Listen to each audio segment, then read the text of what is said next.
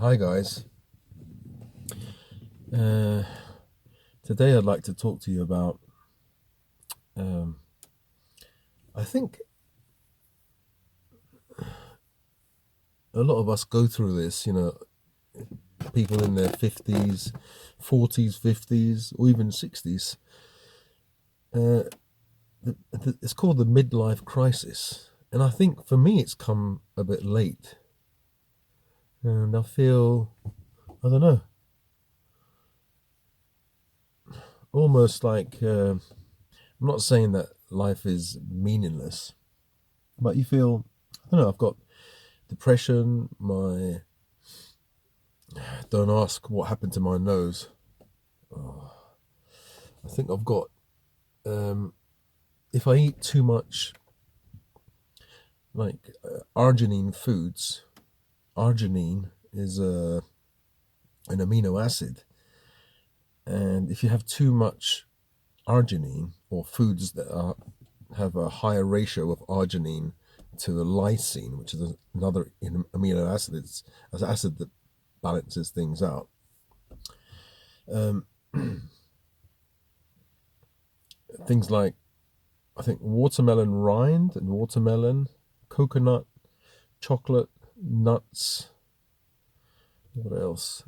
There's a few things that I shouldn't really eat, and sometimes I forget. And the cold sore virus or herpes simplex 1 wakes up. And so, yeah, I had. If your stress levels are high, or and your immune system is down a little bit, like if you've got a cold, or then it's easier to get. It's easier for the virus to wake up. It lies dormant somewhere in the spine, and when your immune system is down, and then you eat high argin. Well, this is what happens with me.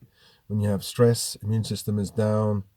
It could be mental or physical or both types of stress, and your immune system is a bit down, and you eat arginine foods, and then that's it. It wakes up.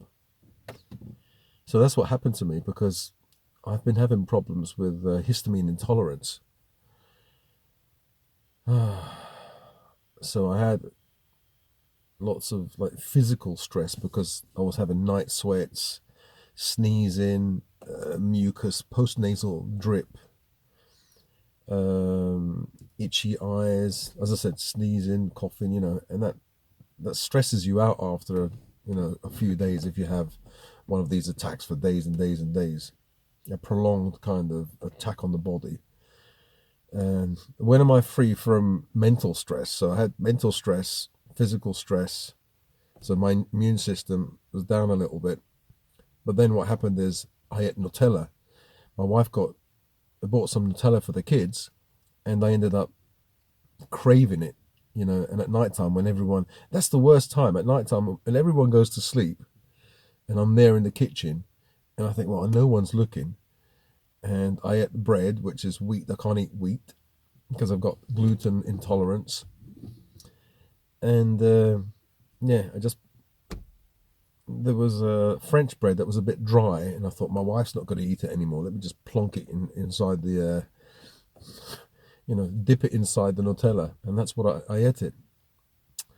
And I saw a video on a lady that she was talking about making recipes for histamine intolerance, and she added some vegetables, coconut, coconut cream, coconut milk, and what else? Another coconut product. And I went to the shop and I thought, oh, let me just buy coconuts. But I forgot that I'm not supposed to have coconuts. Coconuts, I'm not sure if they're high in arginine, but stimulate the virus to wake up. So chocolate, arginine. Also, my wife bought some pistachio. I ate some pistachio nuts at night time. Physical, mental stress brought down my immune system, and the virus woke up. Now I've got this, and I get it on my nose. I don't. Some people get it here. I get it on my nose. So what I did is, I had some lysine tablets. So obviously you stop all those triggers, all those things, stop the arginine foods, and like relax yourself to reduce the mental stress. And the physical stress, I just stopped all those histamine. But histamine is in everything, so I reduced the histamine foods. I might have to take an antihistamine. I do take it, but not every day, because I don't want my body to be used to histamines. Well, anyway, yeah, that's how I got this. But also, I was playing with Bob, and he's so nervous. He came between my legs from behind, and he was all happy, and he jumped up, bang, and he hit me on my nose. So I've got, he's even more red now. I was checking, I don't have a nosebleed, but this is what it kind of looks like anyway when I get one of these cold sore attacks. I've got a cut here. That's where basically it goes through the spine, and it tries to find the way out, and it erupts out of the body. You can slow it down, like it lasts for a few days, but by taking lysine, I take 1,000 milligrams of lysine once a day. I could take twice a day, but it might be a bit too much for my body. But to subdue the virus, because I think it feeds off arginine, but lysine also has an effect on it, because lysine reduces maybe the amount of arginine in the body. So the more arginine you have, the less lysine. So the more lysine you have, it affects the arginine, and the virus feeds off this arginine. So that's the way it works. Yeah, so apart from that, sorry, not apart from that, but that's why I've got this. But yeah, some people go through the midlife crisis maybe in their 30s or 40s, and I don't know, either I had my midlife crisis in my 20s, or I'm having it now. And what do I mean by that? Well, I think I'm coming to a point where you get to a point where you feel that you're getting older, and with all the various, I've got about, I calculated them, I counted them, I've got about 36 disease processes going on in my body. And you're not getting any younger, so the process of aging actually makes these disease processes worse. It doesn't make them any better. So unless I find the elixir of life, or somehow find a way of healing myself or putting them into remission, it's depressing, isn't it? It's not annoying, it's actually depressing. You feel a bit down, so you feel like, I feel like I'm getting older, and yeah, maybe other people accept it, but maybe I'm depressed about that. I'm getting older, and I don't see any hope. I have no hope. I don't see any in the future. I don't see myself getting better, and everything's going downhill. Everything, like money situation, relationships, my health, and yeah, I'm trying to keep it all together, but I keep it all together because I'm taking drugs. I'm taking antidepressants for my brain. But even though I'm not taking a lot, though, I'm taking only 5 milligrams of Seroxat, which they don't even bloody prescribe anymore because of the risk for self deletion. Is that what I can call it? Self harm. Yeah, so I'm on a drug that is really hard to come off. That's why people self delete. So that's one thing that I've been wanting to do, but I find it really hard. I did attempt a taper off, and this is not going cold turkey. If I went cold turkey, they'd have to strap me into a straitjacket in a white padded room. This is not going cold turkey and stopping immediately. This is actually tapering off. So I'm down to 5 milligrams of this drug, Paxil in America it's called, or what is it? Paroxetine hydrochloride. It's an SSRI, which is SSRI stands for selective serotonin reuptake inhibitor, which means it selectively targets serotonin and it stops the reuptake. So you have more serotonin, from what I understand, more serotonin circulating in the brain, because what the body, I think, tends to do is a reuptake. It absorbs the serotonin. So this stops the reabsorption, I think. And so you have more cycling serotonin in the brain, so you feel more happier. But I've been on this long term, 31 years, I think 31 years. And you should only be on it for 6 months to a year or something. And people say, oh, I've been on it for long term for 6 months. And they think that's long term. It isn't. Yeah. So the last time I tried coming off, I wasn't successful. So I think for me to come off, I have to be away from people. I can't have access to a car, because otherwise I'll start racing, I'll start speeding. I don't want to crash into, God forbid, anybody or, another car. So I don't want to have access to a car, and I don't want my kids to be around, or my wife, or anyone, because I don't want to get angry. Because when you come off, everything, it's like you've got a black cloud over your head. Everything is, you feel nervous about everything, you worry about everything, you're angry towards everything, because brain chemistry is changing. So it's a bit like, when if you've got a manual car and you're coming down gears, and you suddenly, you put the clutch in, and you can hear the teeth go when you try and put the gears in, you make a mistake. It's just like that. When you start coming off that drug, you come down in gears, and then you might feel pain. It's really painful, like mentally, emotionally painful. And stuff that wouldn't really piss you off does piss you off. Even small things piss you off. So yeah, I think the next time I attempt to come off, I just want to be on my own.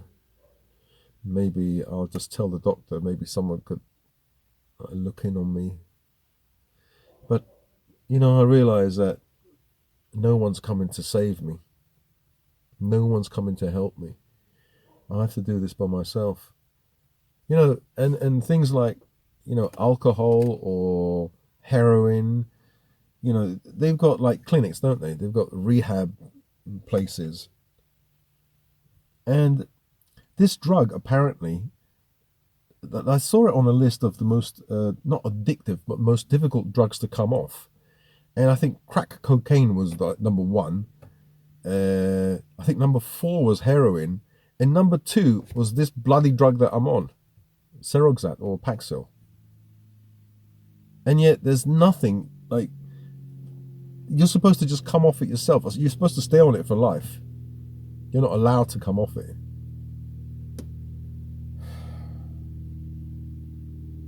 But anyway, I'll have the opportunity when, I suppose I feel that everything's going downhill, because soon we're going to sell the house as soon as we find the buyer, and then I'll split the money with my wife, and I'll have a small house for myself with the dogs. And I have to really think about securing the dogs, so I'm going to need to find a place that either has steel bars or have to spend money constructing a steel bar, a proper fence with concrete underneath. That's going to be so expensive. So I might have to try and do it myself, even though I've never done anything like this myself. I'll have to, try. So, maybe that's why I feel a bit, I don't feel down anymore. I'm used to the idea that I'm going to be separated from my wife and my kids. And I'm not sure if I'm going to go for a divorce. I don't know. This is because the thing is, I'm going to have to. If we do a mutual agreement kind of thing, we mutually agree that I give my wife a certain amount, we split, whatever we get for the house, and she has a house for herself. She doesn't want it in my name. She has to be in her name. So basically, I'm giving my wife like loads of money, right? And it's all in her name. It's not mine anymore. She could one day, like in a year's time, find some bloke, or even if she just wants to bird, I don't know. She can then say, "Now I want a divorce." So the money that I've got left, she can want half of that. I just don't know. I don't know what to think. Because I want to do things like without having any like lawyering or involvement or anything. I want to do things amicably, but I don't trust people anymore. My daughter's creeping up on me. She's trying to creep up on me. Yeah, okay, so that's it. I feel my midlife crisis is coming on. Maybe it came a bit late because I'm 57. And I feel I've got no hope. And I'm trying hard not to feel like that because I was always a happy person. Even before the happy pills, before I started taking those, I was always a happy person. I had a happy childhood. I've seen therapists before and they talk about my childhood. All I can say is I had a happy childhood, really happy. My parents were good to me. I don't know where the hell, I had any trauma or anything. It's just, you know. Anyway, I can talk more about that another day. Yeah, so how do I spend my time? I'll show you in another video how I spend my time in the evenings when I'm alone. So basically, I think I'm going to change the channel a little bit and talk about personal things, like a personal vlog again. Why? I think one, it's really stressful filming the dogs, and two, I don't want to use my dogs. Like sometimes I'm filming and then they're not in a certain position and they're jumping around and I get angry with them. I don't want to do that. I don't want to get angry with them. So I just want to let them be free and then live their life. And yeah, I'll film them every once in a while, of course, because they're part of my life. And more so now that I'm going to leave this house and, I'm going to be alone. I mean, without any human being. But I'm going to have my dogs with me. So at least I'm not completely alone. But they're like babies, It's bloody stressful. You have to, at least in this house, it's so stressful because they have to live in the corridor. And obviously they poo in the corridor. So I have to clean the poo every day and the pee. I have to like mop up and clean up. I can't let them out in the fields. Like, what was it? The other day, I let them out two at a time and, without the lead. And I just, Salvatore, my son, he was asking me how to do some exercise. And I thought, I haven't spent any time with him because he always asked me to play football, but I'm always in pain. So I said, okay, let me just, I'll show you how to do this. A deadlift. I showed him how to do a deadlift, a shrug. It was only about a minute and a half, and they were gone. Bob and Jerry were gone. I thought, where did they go? So we were calling Bob, Jerry. I got into my car quickly, and I drove outside the gate. I couldn't find them. Annabella was panicking. And then finally, my wife found Jerry. He was in another field. That Jerry. The the fences are porous. They can jump over them. They're just tiny fences, and they can go through them. And you've got I've got 6.6 acres of land, and you can't secure the place. You can't secure the place. So if you've got, you know, first of all, you need money in order to create a fence, a small fence, a small area inside your land. If you've got a large amount of land, and you need steel bars, and you need a concrete base underneath, and that all costs money. For a tiny area, some guy was asking for £16,000. £16,000. I haven't even got 16p. So once we sell the house, I'll have money left over, and I'll put that money into a fence to secure the dogs. Now, some people say, why don't you get rid of all of them? I've had that idea so many times. Some people say, oh, you're selfish. You want all the dogs for yourself. It couldn't be further from the truth. Yeah, maybe I am a bit selfish, but it's not because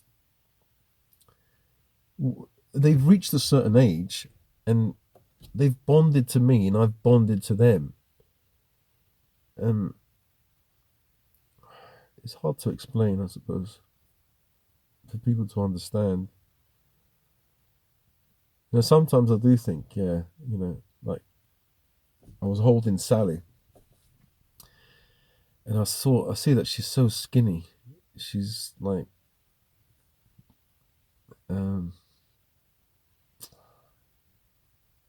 she's underweight, and I look at her, and I'm brushing her face, cleaning out her eyes, and I said, I kind of almost had a tear in my eye. I said, maybe you'd be better with another family, someone who could love you more, but can treat you better,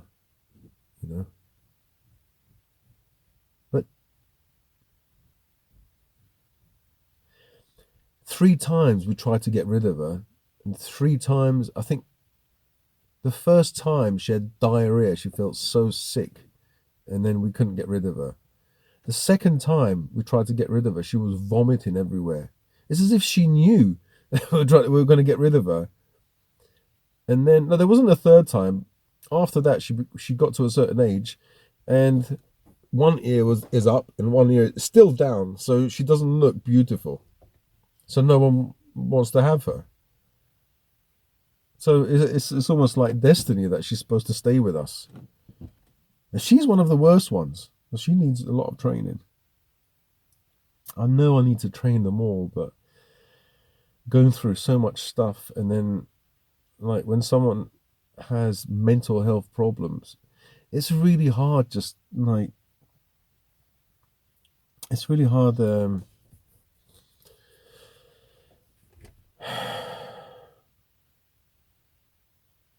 How can I explain this? I'm not reliable. I'm not a person that can go to work every day, wake up. I can't wake up every day. There's some days I can't wake up. Some days I feel I've got a problem in my body, my brain, and unless you've got serious mental health problems, people don't understand. But they can try and empathize, I suppose, but they're not in your shoes. Well, anyway, yeah. So I don't know if this is a midlife crisis, but someone was telling me, yeah, you're going through a midlife crisis. I don't know if divorce or separation is part of that. mental health problem. You know, I've had depression and anxiety for years. Um, it's just a period of time where things are changing. You know, to a new phase in your life, and you see things are going down, down, down, and and you're older. You know, I just thought, wow, I'm going to be 60 years old in 3 years' time, and that it just deflated me. I felt, oh my goodness, 60. Yeah. So I'll in another video I'll show you guys what I do. But yeah, so that's the video for today. I hope it wasn't that boring. Um, yeah, so if you guys have the same problems with what's it called, midlife crisis? I suppose the word midlife crisis, like midlife, like you should have it at maybe 40 because you're supposed to live to about 80. But at 57, am I supposed to live to 110, 120? You know, people might be saying that's not midlife crisis, that's bloody elderly crisis. I don't know, but that's how I feel. I haven't felt like this before. It could be that taking the antidepressants has extended my midlife crisis to this point, because on you know, on medication you tend to feel more happier, or you feel less, you know, you feel less depressed, and so I suppose you're drugged through a certain period. I was drugged through a certain period of my life from my 30s to my 50s. So I'm a bit slow at everything, even even midlife crisis. I'll probably get it when I'm about 57, 58.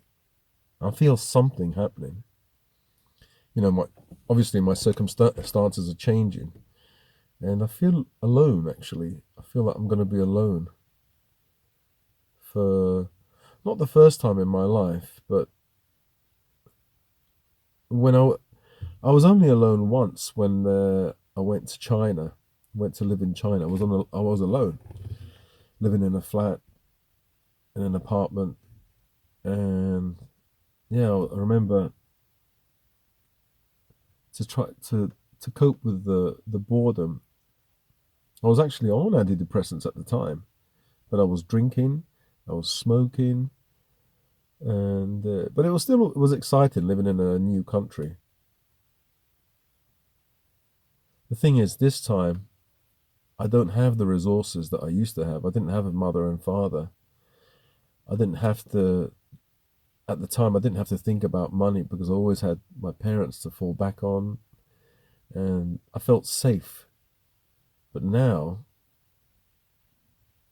all right, I sell the house and buy a small house. How am I going to pay for you know, for the council tax, insurance, all the bills, you know, electricity or whatever? How am I going to pay for the dogs? You know, I'm going to have to think about this, and you know, hopefully this YouTube channel will pick up while, you know, I can make my YouTube channel a bit better. Um, but I don't know how I'm going to survive, because yeah, I could set aside some money, but that money is going to go down. So I feel it's I have less resources, mental, emotional, financial, physically. I'm in a lot worse health. I'm older, but I suppose I'm wiser. So I don't know. I don't know. Is that midlife? Is this midlife crisis? I don't understand. It doesn't feel good though. All right, thank you guys for listening, and I'll speak to you guys another time. Let me know if you guys, I don't know, have gone through this, or you can tell me, is this midlife crisis or not, or just my depression, my loneliness, just another part of that problem. I don't know. Okay, thank you. Bye. And see you next time if you'd like to watch another video. Subscribe, thumbs up or thumbs down, and see you guys later.